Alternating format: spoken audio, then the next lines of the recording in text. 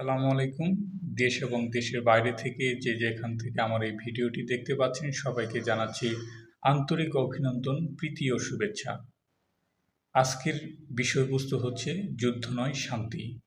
কাশ্মীর ইস্যুতে উত্তেজনার মাঝেও আশার আলো। বিশ্ব যখন আজও সংঘর্ষ, ঘৃণা আর বিভক্তির পথে হাঁটছে, তখন কাশ্মীর নিয়ে ভারত পাকিস্তানের উত্তেজনা আমাদের সবার স্মরণ করিয়ে দেয় এ পথের শেষ কোথায়।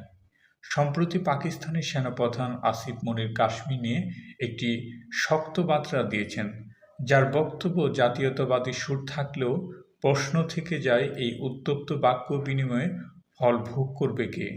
বন্ধুরা, নিশ্চয় কাশ্মীররা। এক ভূখণ্ড দুই দাবি। ভারত বলছে এটা তাদের অবিচ্ছেদ্য অংশ, পাকিস্তান বলছে একই কথা।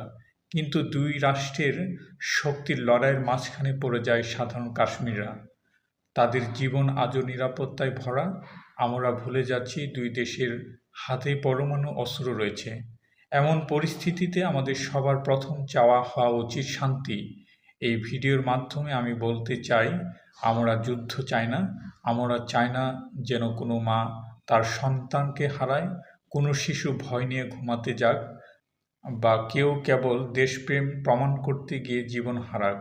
কাশ্মীর শুধু একটি মানচিত্রই নয়, এটি ইতিহাস, আবেগ, সংস্কৃতি এবং কোটি মানুষের ভবিষ্যতের একটি গল্প। চলুন সবাই মিলে বলি, যুদ্ধ নয়, চাই শান্তি। এই বার্তাটি ছড়িয়ে দেই, নেতারা যেন বুঝতে পারে অস্ত্র নয়, সংলাপেই সমাধান। ধন্যবাদ সবাইকে। ইনকিলাব জিন্দাবাদ।